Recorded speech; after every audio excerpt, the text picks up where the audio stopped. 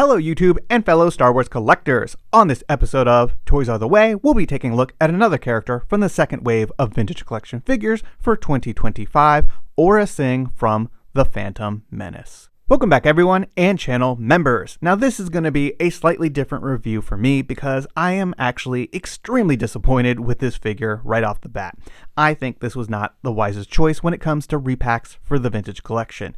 In fact, this is a character that I absolutely love. From the Phantom Menace to the Clone Wars, Aurra Sing is awesome. And I personally think this character deserved an all-new figure. The previous version is less than ideal, let's just say. And yeah, I'm just pretty disappointed when it comes to this repack. In fact, this is going to be the first time in a while that I'm not opening up the most recent release of a vintage collection figure, simply because there are no upgrades to the articulation, and in fact the quality has gone down, you could say.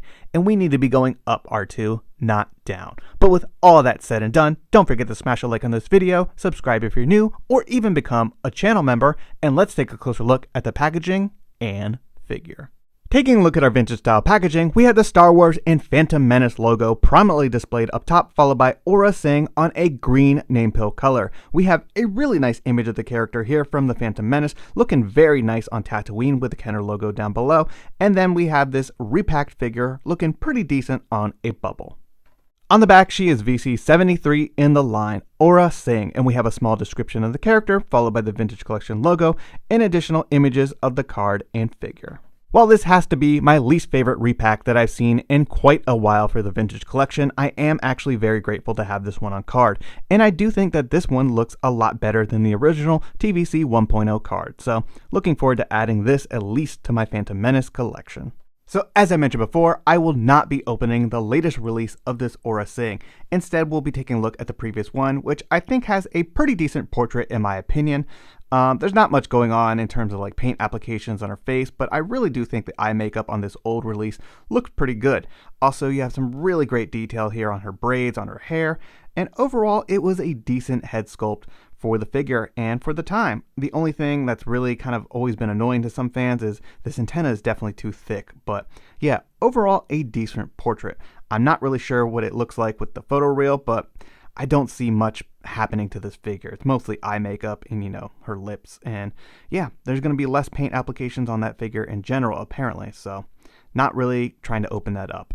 So taking a look at the figure through the bubble, you can see there's a little bit more eyeshadow on it, maybe a little darkness on her lips, but there's not enough here for me to warrant opening this figure and paying $18 for something that I got back in the day with more paint applications and more accessories. Moving on to the articulation, this has got to be one of my least favorite figures to ever interact with. I actually really like Aurra Sing a lot. She is one of my favorite characters from the Clone Wars. You know, she first made an appearance in the Phantom Menace, and yeah, she really deserves a proper action figure in the 375 scale, and this one is definitely not it. First of all, she's very limited by these holsters and just the plastic, so you can barely get her legs to, you know, do much without them kind of like kicking back on each other. Additionally, she doesn't have any ankle articulation. What the heck is that? It's always frustrated me. She does have, you know, a hinge at the knee, which is cool, I guess, but no ankles whatsoever. So not only does she have those horrible swivel hips, she doesn't even have ankles. So your posing ability here is so limited. Her arms are pretty decent, I'll give her that. She unfortunately doesn't have hinged wrists, they're just a swivel. She can hold that blaster pretty decently. This hand has a really weird grip, so I never found it to hold the pistol very, like, proper in my opinion. But yeah, for the most part, her arms are okay. Moving on up, she has a really odd, you know, swivel at the upper chest. I don't know why they opted to put it up there, but it looks really unnatural when you then turn her like this. What's going on? It looks like someone cut her in half. It's very odd. She does have the soft plastic removable vest, which is kind of cool, but other than that, yeah, not really ever feeling this figure. Some great paint applications on this old one. Lots of, you know, silver paint hits here and there. She's got holsters, of course, which, you know, keep the blasters in there. But as I showed you, they're pretty limited because of these swivel hips and just, I don't know, the way it was designed. So not great. One thing I did notice on that new figure is they didn't even paint her nails. So here they're painted black, but that figure, if you're getting it for some reason, you won't have those painted nails. So a bit unfortunate.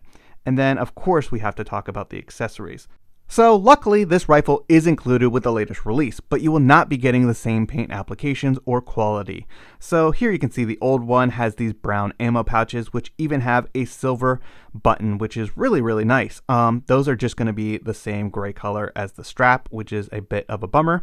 As you can see, even back in the day, they painted the back of those ammo pouches. So really nice attention to detail there, and that's some nice quality. I can also see that this gold barrel piece here is not painted on the new one. It's just going to be the same silver as the rest of the rifle. So a bit unfortunate, and once again, that doesn't warrant, a purchase for an opener for me.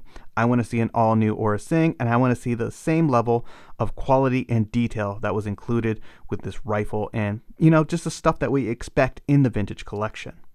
The other accessory that really bothered a lot of people about this current release is that you are not getting this briefcase with the spare sabers. So this came with the original one. It's pretty cool. I use it a lot for toy photography because, a briefcase may come in handy for a shot. So it's got some really nice detail in there. There's like this computer console. No paint really, but you also got some extra lightsaber accessories, which are painted, have a little bit of silver and gold on there. That's great.